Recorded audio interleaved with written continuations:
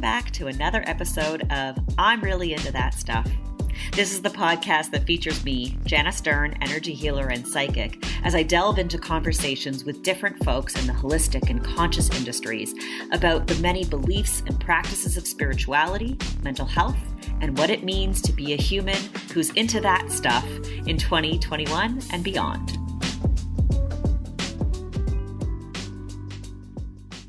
Welcome to another episode of I'm Really Into That Stuff with me, Jana Stern Healer. I am joined by the most beautiful Abigail Webster. I'm so excited to be chatting with you. I would love for you to give a little intro. Who are you? What are you about? How much time do we have? Who are you? I mean, what a big question, right? We have infinite time. There's no limit. I'm in this state of kind of rediscovering that, as a matter of fact. But let's start with the surface information, I suppose. My name is Abigail. Many people call me Abby. Online, I'm Indigo Girl, and I kind of love that a lot of my online friends call me Indigo. That's been kind of a fun persona to lean into. I am a mother. My 3 children are teenagers. 13, 15 are my daughters, and my son is 18, soon to be 19. I guess that's true. My kids are amazing and really my why and kind of guiding light in this world. I totally grew up thinking I didn't ever even want to be a mother. And then, yeah, that definitely changed, and happily so. I've been an entrepreneur in the wellness industry for 24 years. So I've owned brick and mortar wellness studios and have run a registered yoga school and trained over 200 registered yoga teachers, which is really cool to have been a part of that process, and thousands of yoga students. In my community here locally, I worked with my soon-to-be ex-husband, but we're still good buddies, and co-parenting and kind of sharing this community still that we helped build together. That's been such a big part of my life, but it's been really amazing to dive into Web3, the Twitterverse, the NFT community over the last couple of years in an effort to kind of bring some of the tools and think outside of the yoga studio and all of these wellness resources that I felt like would be a good fit in the Web3 community. That's kind of what I thought I would bring to the table and what I've tried to do over the last couple of years. I did launch an NFT project in July of last year. We're coming up on a year that the actual NFT minted. I suppose the project was launched more like January. So I guess it's been a little over a year.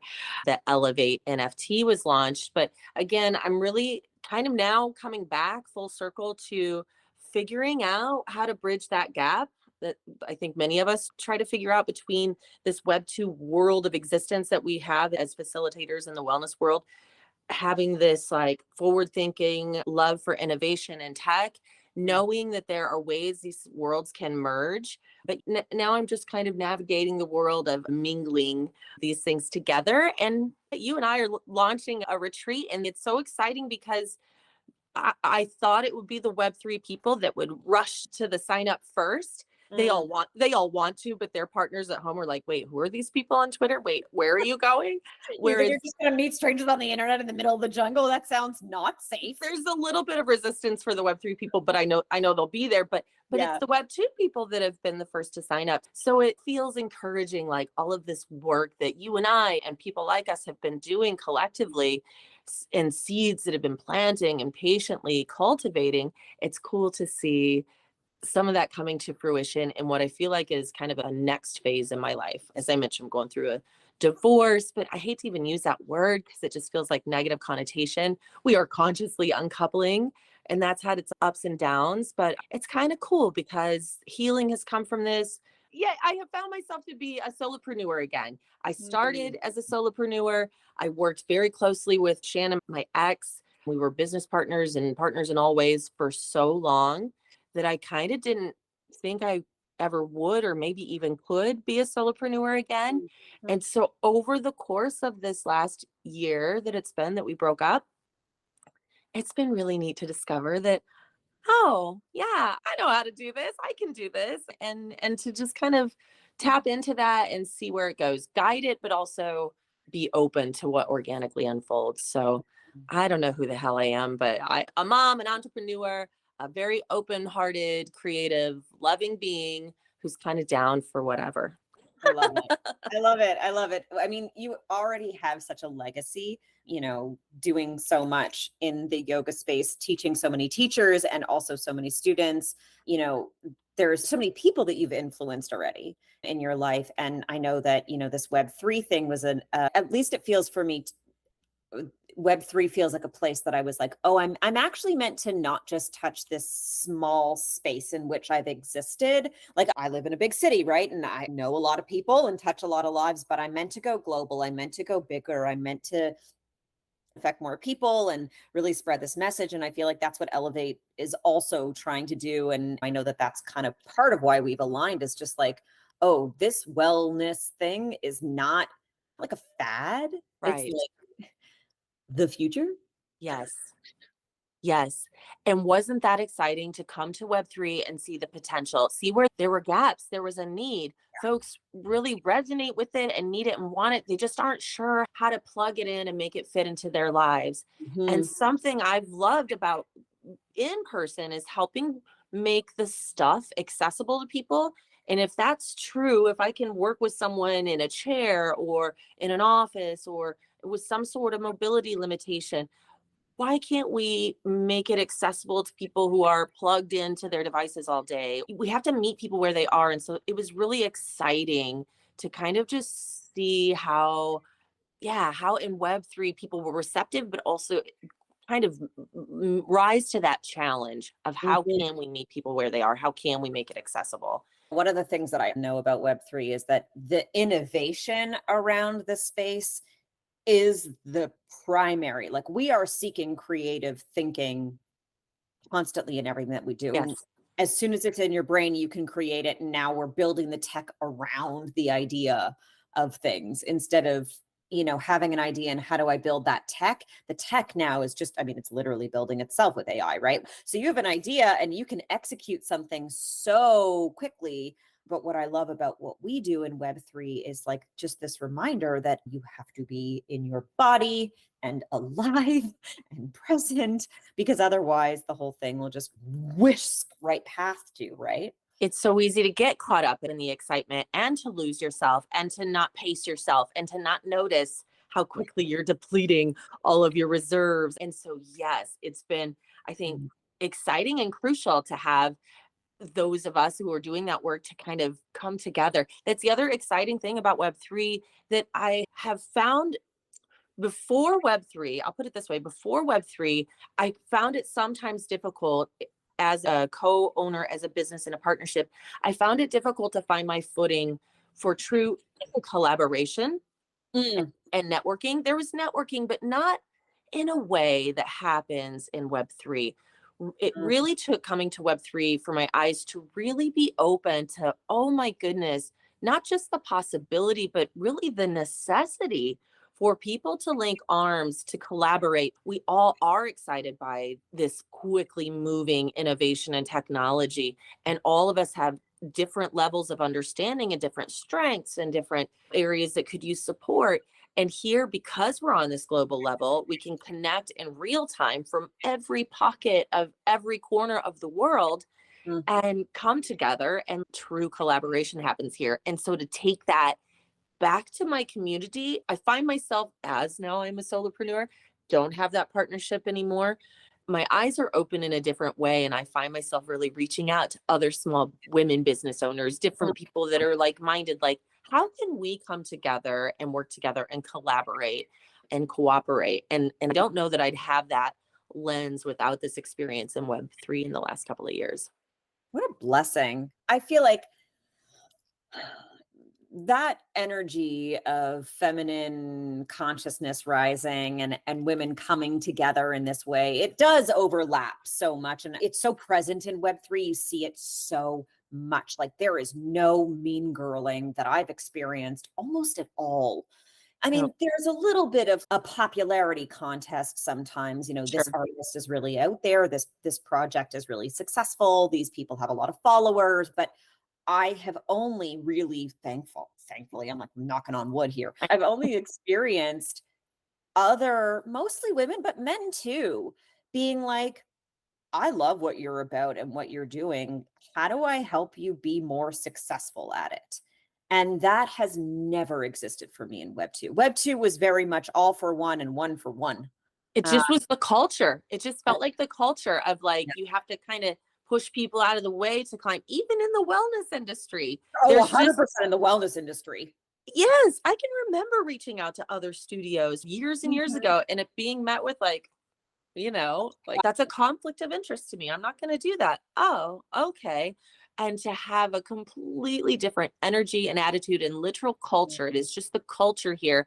I don't know if it's because women make up such a small percentage of the NFT community that we have found each other and we have learned to build each other up, but it just seems to be just a different energy and culture altogether. I feel like it's a soul family that has found itself. Like I've said this so many times, especially since going to my first IRL event.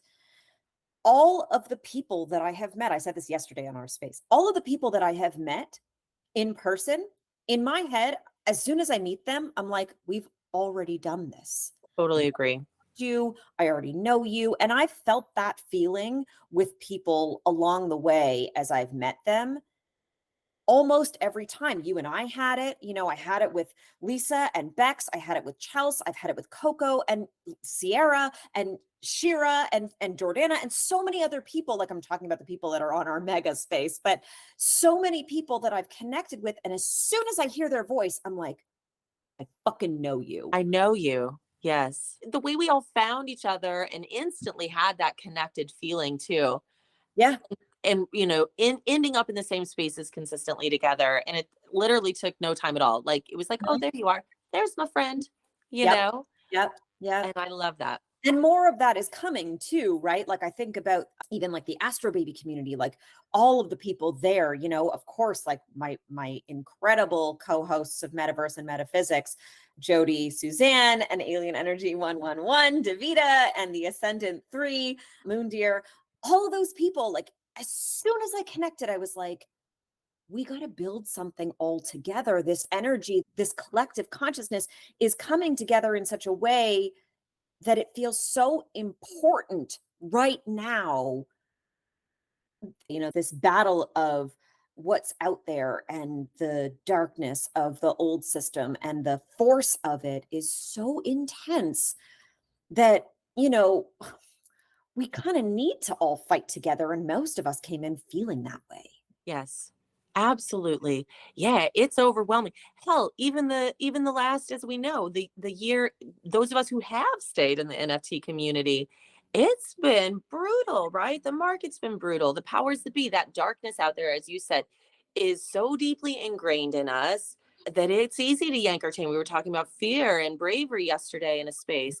Mhm. And if we don't have that collective energy to keep us grounded, to keep us reminded that we can keep going, that we're bigger, that the light's going to prevail, you can get swallowed up by that darkness pretty quickly and easily. And I think, you know, coming into Web3 and the Twitter spaces and the NFT community gave me a taste of hope that I hadn't felt in years post pandemic. And so it is, I think it's important, this collective energy, it's necessary and it's revitalizing. It's part of what keeps me going in my daily IRL life, quite frankly. Same, same, same. Everything is energy, right? So you probably want to learn more about your energetic body. I've written a book about the chakra system that explains each of the 7 major chakras, how they work, how to know if they're out of balance, and how to activate and align yourself so that you can bring yourself into a state of well-being in body and in spirit. Want to get your copy? Go to solo.to/Jana Stern and click Buy My Book today. Are you a crazy crystal lover like me? I have a digital collection of crystals that give you a channeled message and a lifetime discount on all services with me. Choose from over 50 of some of my favorite crystal magic punks by heading over to solo.to/Jana Stern and clicking Crystal Magic Punks on Polygon. Have you been asking the universe what you're meant to do in this lifetime? Our birth chart is the map that shows us the path to ourselves and helps us to live in alignment with our purpose. If you want access to a natal chart reading with me at a crazy discount, visit solo.to/Jana Stern and click on the Higher Being on Ethereum to purchase. I'd love to know, a little bit about your journey of self One of the things that I am often curious about, particularly with people who've been in the industry for, 20 plus years. I know that you've been kicking for a while in this badass wellness space. I'd love to know where your aha came from in terms of like, I got to not only be practicing yoga, but I have to be teaching it and I got to be out there and spreading this light. Where did it start for you? I think that many of us in these spaces, especially those of us who've been at it for a decade or more, I think a similar story is true for many of us, right? That maybe we are survivors of trauma. Mm. And I'm not unique in that experience. I grew up quickly and I grew up hiding under the dining room table a lot when my folks were still married, and they split when I was 6. And Mm. so I grew up really quickly, and you know how folks say, "Oh, I'm an empath." We kind of know that it's like that's just because of trauma response, right? You learn really quickly to read different things. Right. I will say I am from a long line of highly intuitive. Mm. My great aunt, referred to herself as a white witch, meaning she worked with the light. Yeah. She had a disability in her body. She had muscular dystrophy, but she, at the age of 3, was communicating with spirits, was calling out like cousins who had snuck out. She could see what they were up to and would call them. She channeled a book, Search for Angel Point. I was always really intrigued with her. She read tarot cards at the family reunion, but my mother would never let me sit with her and have her read my cards. My mom was, kind of a holy roller and thought that was of the devil, right? Which only made it all the more intriguing to me. Don't touch that. This. So I was like the 13-year-old. And how this ever even happened, my parents split when I was 6, and I grew up in Southern Illinois in a very conservative, very backward, openly backward. Mm. How these Time Life books got into this little library, this little conservative library. I don't know if you ever saw these or remember these, but there were these black bound Time Life series of books that had all kinds of like Wicked and candle magic and crystals and paganism and crop circles and shit like that. And you thought I had discovered porn. I was like in the back corner of the library, afraid to take the books home Oh, because wow. my mom. And Sure. so I would read this stuff, and then I would somehow try to collect these little items, right? Or whatever I could find that my mom might use for like, her whatever holy rolling ways. I'd sneak Sure. off and use for witchcraft at 13 in my room. It's amazing. And so I think I was a seeker of Mm. trying to understand a few things. After 47 years on this world, I'm starting to realize that I just feel like I was kind of spit out into this world. Mm. No one really had a plan for me and never did. And some people have that, right? Some people have their parents saying, "Oh, I got you set up. I'm going to do this for you." That security, that long term. I never really had that. And Mm. so it used to be a real sense of fear and being very unsettled. And Mm. so I was always trying to find ways to fill that and find the light. And as Louise Hay said once, we heal our own lives by helping others. And that somehow clicked late teens, early 20s. And I got really intrigued with, yeah, doing healing work. My dad lived overseas. And so I think I was 18 and I went to Bangkok, Thailand, where he worked for Caterpillar for many years. And I got like my first massage, and I noticed that culture of spirituality. I was in this backward Southern Illinois town of religion, but this culture of like spirituality was like a daily thing everywhere all the time. It wasn't just on Sundays to look a certain way. It was a Right. lifestyle, it was a practice, and it really deeply resonated with me. And so after 18, I got serious about figuring out what I believe. And in that process of what do I believe and how can I heal myself, I got really interested in helping other people find healing in their bodies. And yeah, I became a Reiki practitioner. I went to massage therapy school, all of that in my early 20s. And that's where my yoga journey started. And I started training for CEUs, like yoga, teaching people yoga so that you can work on someone all day long, and I ruined my body a little bit for a few years. You can hammer someone and help from the outside in, but there's nothing like liberating yourself from the inside out. And so teaching yoga, figuring out how to share yoga with people was helping give them the tools so I didn't have to wear my body out. And you can go farther this way, right? And so that was kind of the journey of how I started teaching yoga regularly. I was a full-time massage therapist for a good 15, 16 years. And then probably around 2014, 2015, phased out of that because it was hard on my body, but also just started being much more full-time with parenting and such. I was homeschooling Orion, our oldest is autistic. And so I homeschooled him for a good year and a half. And so stopped doing a lot of massage and things like that at that time. But anyway, that's kind of that story. Wow, that's incredible. I have like so many notes that I'm keeping in my head about it. The first one is, you're talking about your aunt and, being part of this lineage. When we talk about trauma, I've been trying to rephrase about trauma a lot lately because trauma has been condemned as this like terrible thing that happened to us that we now need to heal from. And like on some level, that's true. But trauma also happens because we deny and suppress that part of ourselves, or somebody outside of us suppresses it for us, and then we have to combat it. But that feeling of like, I'm a mystical, magical person, and you just want me to be this like shapely person of, Christianity or Judaism or whatever, select religion or box that you don't want to fit into.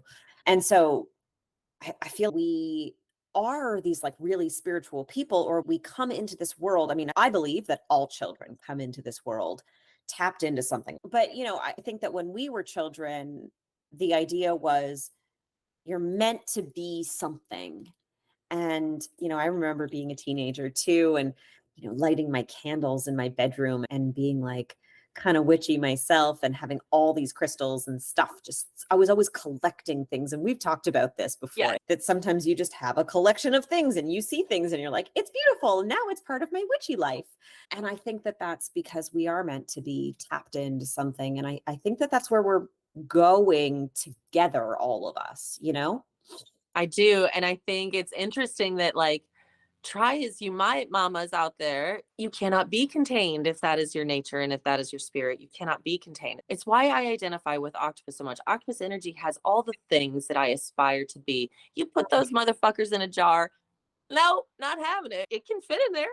But if it doesn't want to be in there, it's not going to be in there. And so trying to suppress our children and stuff them into jars spiritually, or however we think they should identify, a lot of parenting seems to be this thing, right? I'm blessed to have had that as my experience because I don't do that to my kids. My hope has been to guide them and to keep them safe and to help them figure out who they are and to love and support whoever that is. I don't care what you want to be when you grow up. I care about who you want to be. And so having those experiences, I haven't raised my kids with religion. I've raised them with spirituality and exposed them to all the things. And I will say religion being forced on you tends to be a catalyst. So I do hope that there's been enough of a catalyst for that curiosity to do your own deep dive into what your spirituality is. That's something I do wonder about. With your kids, you mean? Yeah.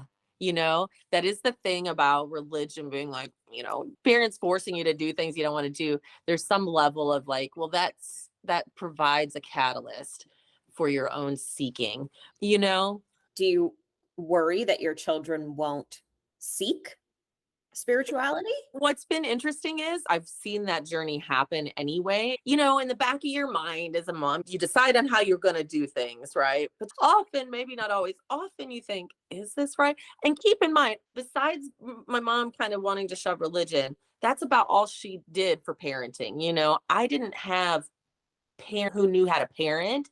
And so I feel like I was born as a mother the day Orion, my 18-year-old, was born. And so I chose to do things a certain way. And I'm happy that I did. But definitely when they were little, especially, I did wonder, is this right? I'm going to go with it. I think it is. I have watched them on their own journeys, and it's neat to see what will continue to happen with that. They've all gone through a crystal phase. They've all gone through a meditation phase and yoga. And then they all are like yoga. Like, so Teenagers, they're like, if mom's into it, we can't be. that's definitely it. Even just, pearls of wisdom I'd like to share, conversations, it's from your mom. It's like, whatever. Yeah, And right. then someone else says the same thing. And it's like, oh, but, we receive it from where we're supposed to receive it. I think that, it's so interesting for me. It's fascinating as a grown woman without children to see my friends with kids and the ways that they speak about being a parent, particularly with their children at different stages, right? To see, when they're little, how you parent them versus when they get a little bit older versus when they're teenagers, the expectations really shift. And particularly around this piece where you don't want to shove belief at them, but also you want them to believe in something. Yes. Yes. Yeah. I think that is kind of where I am with that too. And so part of that I've kind of settled in my mind is just modeling too. They know it's a part of my life and where I get benefit from the practices that I do and why it's important to me. And you can't push anything. I think counseling, for example, we've gone through this divorce, this separation. I've offered the whole time, would you like someone to talk to? I think you should talk to someone. And just making things available, even if they're resistant to it or not into it, creates that space and that openness, right? And that support, even if they don't take you up on it. And I've noticed a shift in this season of more openness, in my home, more peace. It's cool. I'm really enjoying this season of my life, and looking back, you do question different things, but it's cool to see your children grow into people that you just really enjoy being around. I would hang out with these guys any day, anywhere, and that feels good. You're never going to get everything right. The hope is to do better than my parents set the bar low, so it wasn't hard to do better than them. But I know that we did a good job. They're pretty cool. Yeah. I mean, if you like your kids as people, that's a pretty big win. There's a lot of people who can't be in the same room as their parents or as their children, even. They can't look them in the face, partially because they, as a parent, tried to make their child fit into a particular box or to adhere to certain rules and restrictions and beliefs and ideals that maybe don't actually resonate for the kid, and then don't make an effort to really know who they want to be, not who you want them to be. So I think it's cool that you guys have these kinds of relationships where you want to be with each other all the time and hanging out. I think that's really special. It's a season for all things. I'm enjoying this season while it lasts. Yeah. And I think that this season it's interesting. You removed a lot of the toxicity of the life that you guys were living as a family unit. And you've reflected on it a number of times with me, how peaceful things feel in your life since making the peace with your marriage. And I'm curious what in your practice has kind of A, helped you to see it, and B, to move through those big challenges. I think of balloons a lot when I think about spirituality. I know this sounds very strange, but when you think about life, to kind of preface, we had been under a tremendous amount of stress with our business. We were business partners, a lot of just real heavy pressures and stress of life stretches you thinner and thinner and thinner and thinner. And you try with all your might to hold on. And I think we thought we were being good parents by just trying to put on a brave and happy face as we were getting stretched thinner and thinner. And little holes do start to poke, and you do start to obviously be exhausted. And it's obvious that you're not happy and you're not at peace, but you're trying and you're trying. And then some event, right, finally makes it just fucking pop. But there's this release when tension, and then there is this release when all of that lets go. Now there's an absolute falling apart. And I think that pain, sadly, it accelerates our spiritual process and awakening if we feel it and go through it. Yes. For the first time in my entire life, this was very painful. This was the hardest year. And yet I found resilience I really never knew I had. I think it accelerated my spiritual journey to be completely obliterated on some levels. That crying on the kitchen floor, can't get up kind of pain. And to not try to stop that pain, to not try to ignore it, to not try to turn away from it, to not drink my way through it. I just celebrated 1,000 days. I'm almost 3 years, no alcohol. I don't call myself sober because I enjoy sacred plants for sure. Mm. But once upon a time, that level of pain, I would have drank myself through and put on a stiff upper lip and been the cast iron bitch that I was kind of conditioned to be. And so I just let myself be soft yielding and to be ripped apart from the inside out Mm. and to bleed internally and to cry. And even now, waves of grief will hit me out of nowhere. And I just let them. I Mm. just let them. I cry. And what it has also done, it's like, oh, it's so obvious, but it still surprises the shit out of me. Anger was a real problem for me for a long time. But I realize that anger has been my resistance to giving into that sadness, Mm. that pain that I can actually heal from when I do feel it. Anger and drinking and those things went really well together. That all just kept pushing it down and pushing it down. And so I think that, yeah, allowing that pain to happen and to be vulnerable and for my kids to see me be vulnerable and not trying to keep a stiff upper lip when that ain't true. I've just been much more my authentic self. And for them to see that, I think has allowed them to connect with me in a way they couldn't before. And I just didn't realize that until the other side. And I am finally really leaning into the thing that scared me the absolute most. I was the most terrified about being alone. I was the most terrified about being solo. We trade those kids every week. For 1 week at a time, I'm without them. And that thought, you remember, that thought scared the shit out of me. Tore Mhm. me up again. Like I was already grieving losing my marriage, but oh fuck, to lose my kids too is what I felt like. Mm. And to realize, even though your brain tells you differently, you really never are alone. My brain will be like, bitch, yes, you are. You came into this world alone and you're going to die alone. And the truth is, I'm never really alone. And to know that everyone that I love is just down the hall in this big old world, Yeah. right? And that there is such power and peace in being comfortable with solitude. Mm. All of that is really, I think, helped my spiritual awakening really advance. And so I'm at peace internally, and therefore there is peace in my home and in my children. And it's funny what you don't know until you're on the other side of, but oh, that feels good. There's still shit that needs to be resolved. There's still stuff, but inside, I know no matter what the fuck happens out there, I'm okay. I'm going to be okay. My kids are okay. That's so special. And I think that in this context of a world where nothing can feel okay sometimes, that's a superpower. It's this feeling of being able to navigate whatever comes your way.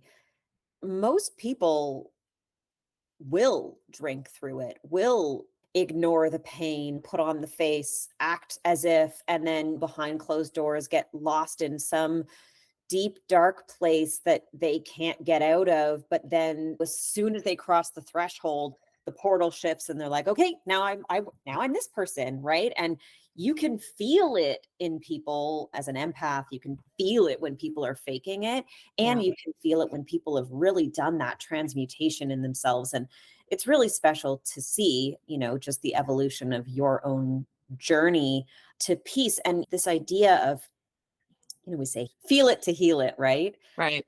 It's so true. That pain, especially as somebody who's experienced trauma. I've been doing a lot of work around this too. The idea of I don't have to feel pain in order to heal, but when I do feel pain, inevitably it's for my healing, Yes. right? Yes.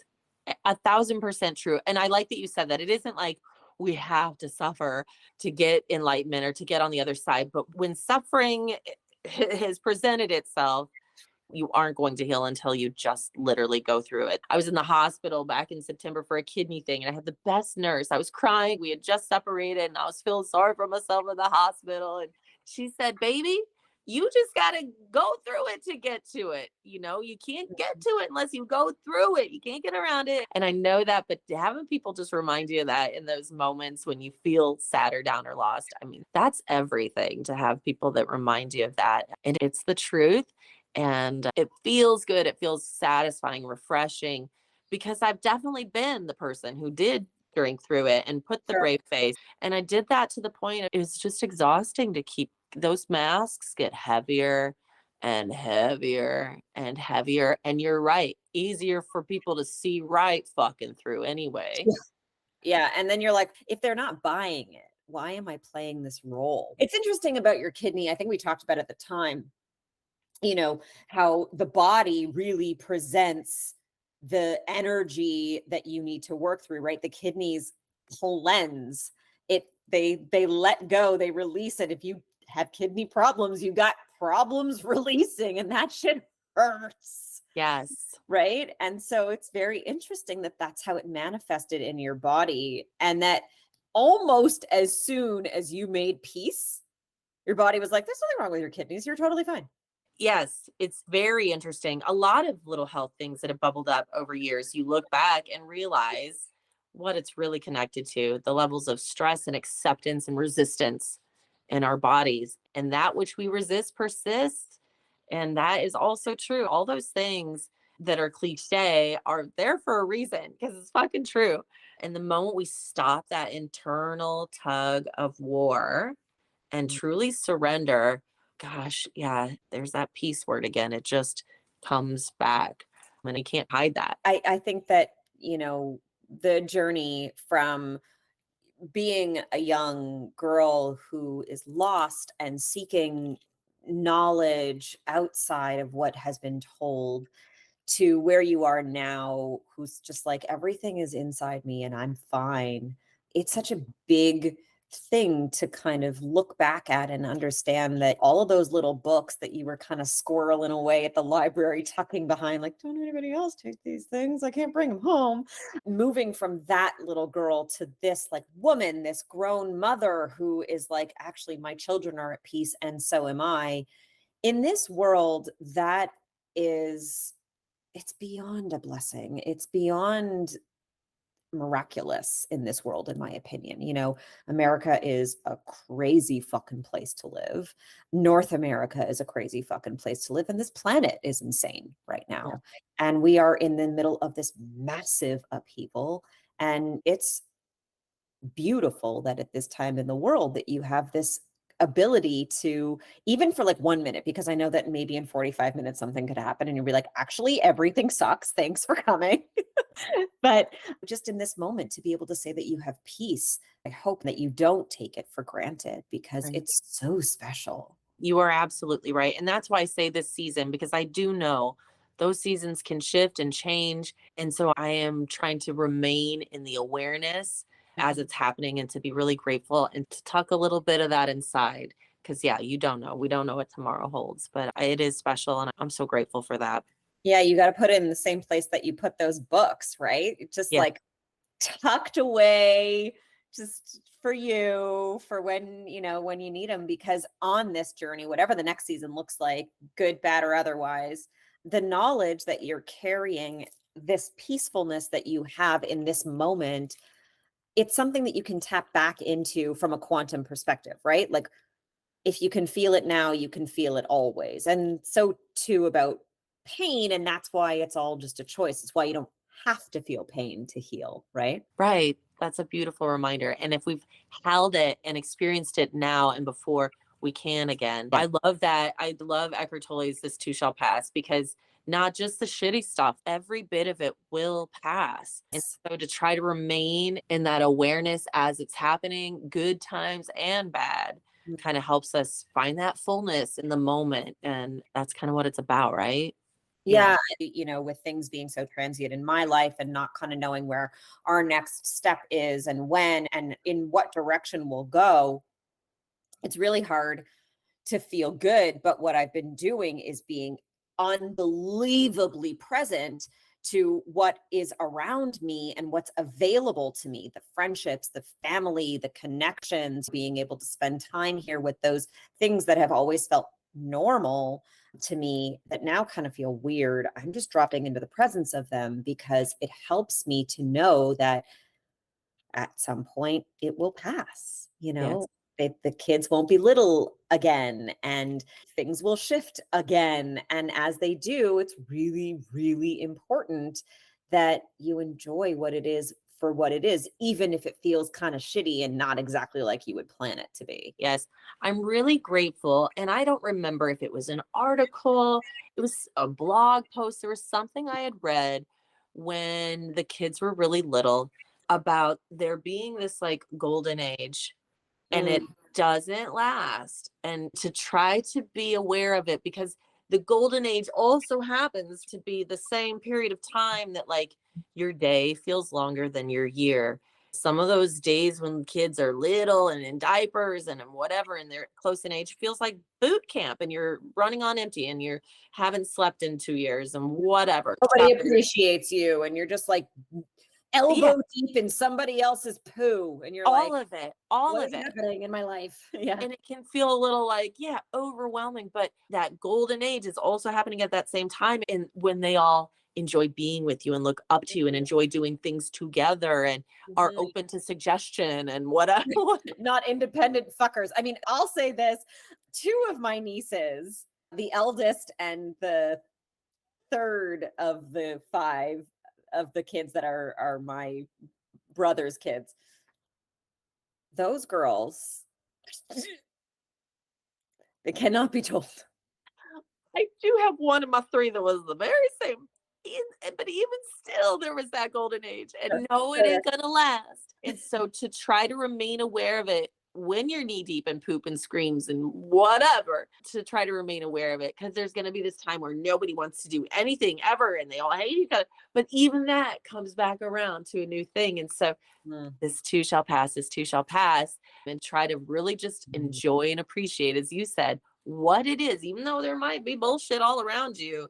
There are always some really just beautiful things that ain't going to happen again. So try to soak those up. Life is such a miracle and also so much chaos, and it's hard to feel good in the chaos sometimes, but I think that that's where the magic is, really. Like that's for me where the real medicine is. I think that's so true and so beautifully said. Yeah. I appreciate you so much. This has been such a beautiful conversation. This podcast is an ongoing endeavor for me. And I knew that as we move in the direction of our retreat next year, it was very important to me. I was like, I got to get Abby on my podcast. So I'm so happy that such an honor, and I appreciate it so much. And I love anytime we get some face-to-face time, but this has been a treat to be able to just sit and really visit with you this morning. Do you want to give folks a little bit of alpha about where they can sign up and all of that good stuff, and also plug yourself? Yeah, so Indigo Girl, it's 3 R's and no I. It looks good on paper, but when I try to say it out loud, it's kind of a nightmare. But anyway, I rocked it. That was perfect. It's recorded. You got it. Yeah, we'll save that one. And yeah, I'm that on all my socials, but founder of Elev8, Elev8 Lifestyle and Wellness. And NFT is a small slice of what the whole wellness brand really is. And what I really am passionate about doing is providing resources, stress management resources. They are based in yoga. We have some fun with it too. Just really working to try to provide resources that elevate your life experience. And that happens to usually look like breathwork, yoga, and retreats. I've been hosting retreats since 2017. It's something I am deeply passionate about doing, gathering like-minded people together and curating an experience that's going to help them feel like their soul has expanded, that they have tapped into some transformational opportunities. This in particular, this retreat that we are planning is a true opportunity to unplug. We are on top of a mountain in Costa Rica. Like we have to, like they 4x4 us up the mountain to get up there, right? And so it is a true unplug experience, 250-acre nature preserve. So they will do guided nature hikes and waterfall hikes and things where we can do like that part of the country is the most fucking gorgeous place in the world. My first retreat was in Costa Rica, but it was on the other side, and it was beautiful, and I loved the beach vibe, but it's different. And I've been like longing to go to the rainforest, to the jungle, and I didn't see a single sloth the first time I was in Costa Rica. And I know I'm going to see sloths and howler monkeys and all We'll kinds. go to a restaurant in Puerto Viejo that at the restaurant, there's a little sloth who lives in the tree there. She lives her best life. So I love that. we'll get to a sloth. And so even though we are on top of the mountain and it's secluded, we're not isolated. They will take us Right. to the town every day, which is what, 15, 20 minutes away, right? Something like that. Yes. And so, it's the best of all the worlds. You'll get beach life, you'll get jungle life, you'll get a lot of just downtime, alone time, but we will have a whole selection of things to do. But it's such a choose your own adventure. You don't have to do all the things. You really pick and choose what you want. And what I'm excited, since it is a small-ish group, 24 max participants, we can kind of, as we get closer to it, if folks want to do something a little different, we can say, okay, here are these like few options. What do you really want to see? And we can really curate it again to be what everybody wants to get out of the experience. So I'm dreaming of it already. I'm so excited. My body is like craving this feeling of being immersed in that space. So there are options, there are tiers. You can have a private room, double and triple. Is that correct? Yeah. So there's a few different ways to do it. There's a guest house. So you get a private room, but you're sharing bathrooms and you're sharing a veranda, but it's a nice, clean, sweet little private room. And you could do that single or double, or you could do a little freestanding bungalow. There are little casitas that are freestanding with its own private bathroom and veranda. You can share with 2 other participants, or there's even more like kind of a little bit nicer, more secluded. It's meant for just 1 to 2 people, a standalone bungalow. And so the pricing is broken down either single, double, or triple occupancy. On the Elev8 website, there's our online store. It's our Shopify. And so for now, we're just collecting the $500 deposit, and you let me know which lodging you're hoping to get, because some people are coming as solo but want to be bunked up with someone else. And so we'll get all your info, and kind of once we start getting everyone really gathered, we'll create a group on WhatsApp so we can get to know each other, and we'll start pairing some of those folks up. So we'll plug in to who would vibe well with each other. And so, yeah, $500 deposit. And I will say, even that deposit, because it's on Shopify, you can make payments if you want to. You can split that into 4 payments. And then we create payment plan around whatever else you choose. Price is all inclusive. You just get to Costa Rica and get out of Costa Rica. That's you. But once you get there, there's like an overnight stay. There's a little journey to get to the resort, and same coming back out. All of that is included in your price. All of your meals are included in your price, your lodging, and very many classes and services and all that jazz. And then we'll have some add-ons too that you can choose from, again, just to really customize what it is you want to get out of this trip. So yeah, I'm so excited. I'm like, this sounds dope. I should get involved.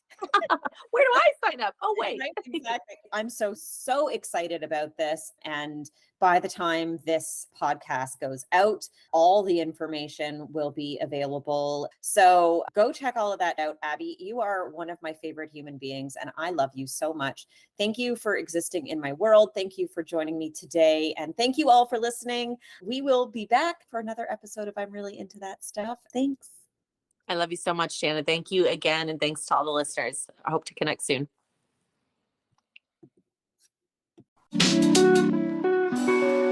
Thanks for listening to another episode of I'm Really Into That Stuff. Follow along with us on Instagram at I'm Really Into That Stuff, and be sure to rate, review, and subscribe to this podcast. If this episode resonated with something that you're really into, share it with someone you love. Sending you strength, peace, love, and light until next week.